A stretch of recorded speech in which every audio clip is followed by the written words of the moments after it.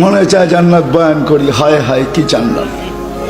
বাচ্চা পর্যন্ত পাগল হয়ে গেছে জান্নাতের কথা শুনা।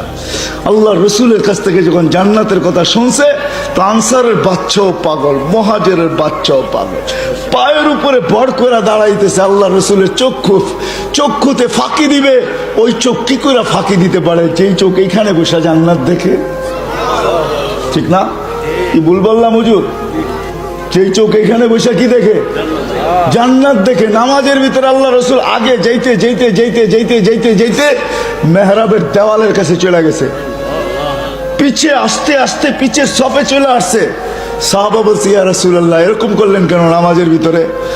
জান্নাত দেখতেছিলাম, খেজুরের আঙ্গুরের গোচ্ছাগুলা যখন দেখছি তার মনকে মানাইতে পারি নাই।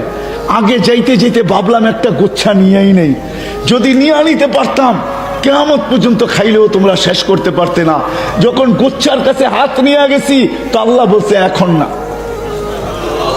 নিয়েন না।